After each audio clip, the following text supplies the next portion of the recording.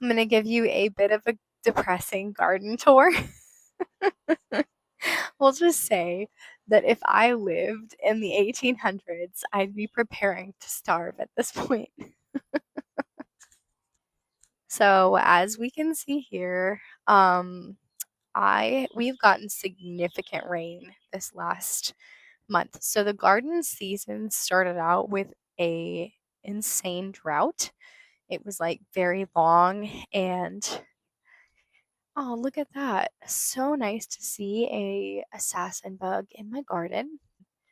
Oh, that's cute. One of my zinnias opened. It's not fully open yet, but it's working on it. To see some pollination happening there. That is wonderful. Got a bumblebee going in and out.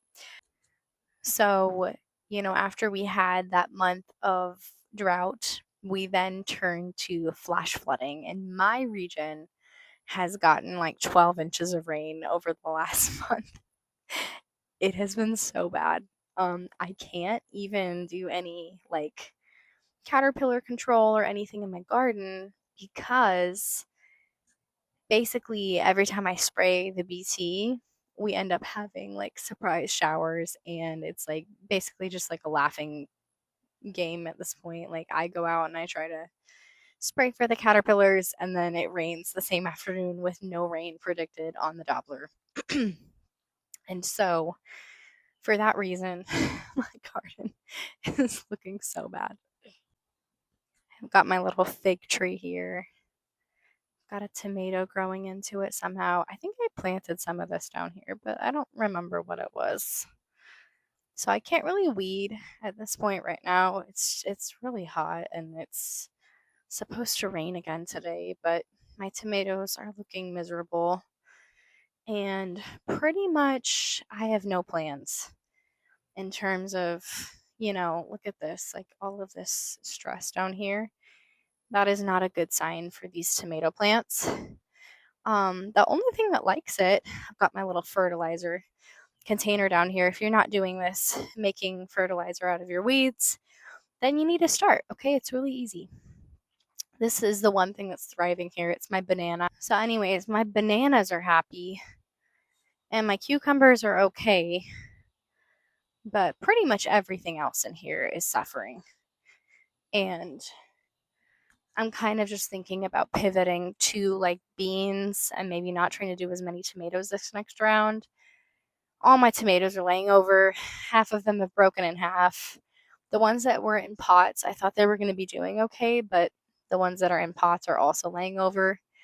So, yeah, if I lived in the olden days, I'd be preparing for starvation, but instead I'm kind of just like watching everything unfold. I don't really have a desire to start new rounds of any of these crops. Like, I'll probably just do different ones. So I still have time to start stuff from seed, and I'll probably just do more pumpkins. I'm looking at a bush right now. These are technically in my neighbor's yard, but they never prune them. This is elderberry, and I always make some really nice syrup this time of year. So I'm going to gather those, and it's really easy to do. All you do is take some of the flowering heads off of the elderberries. You don't even have to sacrifice the fruit. You're still going to get fruit, but you ruffle the blossoms off into a pan.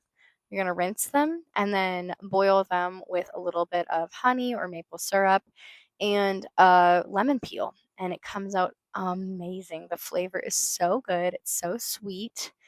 And it is reminiscent of those times where I was like a child and I would go play in IKEA, and they have an elderflower juice in the food court there with their amazing meatballs. So, anyways, that's my garden update. It is so depressing sometimes to grow. Um, but every year in the garden, you just like change whatever you didn't like. And for me, what I am not enjoying is this insane all over the place weather. Like, it has been so crazy to go from extreme drought at the beginning of the summer to, it won't stop raining. It's been raining every few hours here in Louisiana, and it is so wet. My garden is crawling with caterpillars, and I can't even spray for them at this point because it is raining that frequently that all of the BTM spraying is just getting washed off. And so, anyways, a little bit of a depressing update, but it is the reality of growing food is that a lot of the time things just do not go like you would want them to go. You can plan. Funny enough, this is also something I'm dealing with here. I'm not sure what I'm going to do exactly yet, but my squash is trying to travel up into my pecan tree. And so I'm not sure if I'm going to trim it or what I'm going to do, but it's actually trying to weigh down that branch pretty significantly. I'll show you.